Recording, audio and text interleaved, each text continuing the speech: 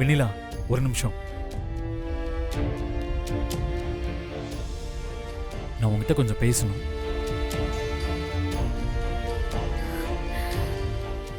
வெண்ணிலா, please,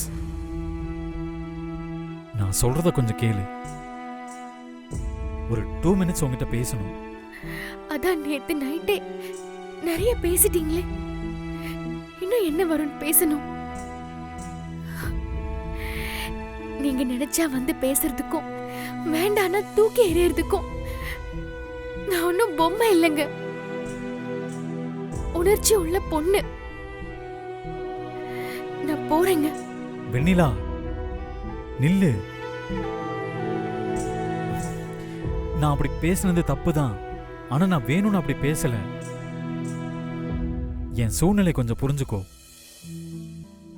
நீ பார்ட்டியில பண்ண விஷயத்தால investors என் அக்ரிமெண்ட்டை cancel பண்றேன்னு சொல்லிட்டாங்க. என் இத்தனை வருஷ உழைப்பு உன்னால போயிடுச்சேங்கிற கோவத்துல தான் உன்கிட்ட நான் அப்படி நடந்துகிட்டேன்.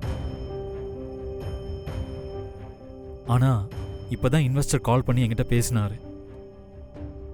நீ அவங்கள மீட் பண்ணி எனக்காக சாரி கேட்ட விஷயத்த சொன்னாரு. என்ன இதையும் டிராமா ஆக்டிங்னு சொல்ல போறீங்களா? ஐயோ, இல்ல வெண்ணிலா. நீ இன்வெஸ்டரை பார்த்து பேசினதுனால அவங்க என் அக்ரிமெண்ட்டை கேன்சல் பண்ணல. இந்த ப்ராஜெக்டை எனக்கே தரேன்னு சொல்லிட்டாங்க. அதான் உனக்கு தேங்க்ஸ் சொல்லலான்னு. நீங்க இந்த ப்ராஜெக்ட்டுக்காக எவ்வளவு உழைச்சிருக்கீங்கன்னு எனக்கு தெரியும். உங்க மொத்த சந்தோஷமும் அந்த அக்ரிமெண்ட்ல தான் இருக்குன்னு எனக்கு தெரியும். உங்களோட அந்த சந்தோஷத்தை நான் கெடுத்துட்டேனேன்னு கில்ட்டியா இருந்துச்சு. அதனாலதான் இன்வெஸ்டர்ஸை பார்த்து உண்மையை சொன்னேன்.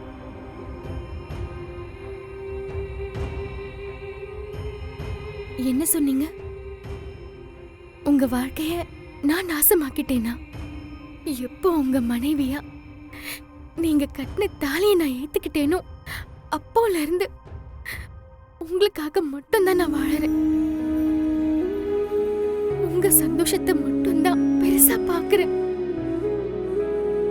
அதனாலதான் சாரா பிரச்சனையில இருந்து டைவர்ஸ் வரைக்கும் எல்லாத்தையும் பொறுத்துக்கிட்டு நான் அமைதியா இருக்கேன். நீங்க உங்க பிசினஸ்ல சீக்கிரமே சக்சஸ் பண்ணணும்னு தினம் நான் கடவுள்கிட்ட வேண்டிட்டு இருக்கேன். நான் எப்படிங்க உங்க கனவை சிதைப்பேன்? அக்ரிமெண்ட்டை கேன்சல் பண்ணிட்டாங்கன்னு சொன்னதும் உங்களை விட நான் தாங்க அதிகமா துடிச்சேன். எப்படியாவது மறுபடியும் உங்களுக்கு அந்த ப்ராஜெக்ட் கிடைக்கணும், என் வருண் நினைச்ச மாதிரி சக்சஸ் பண்ணணும்னு தான் இன்வெஸ்டர்ஸை நான் போய் மீட் பண்ணேன். உங்களை நான் என்னைக்குமே கஷ்டப்படுத்த மாட்டேங்க, அதை நீங்க புரிஞ்சுக்கிட்டாலே போதும்.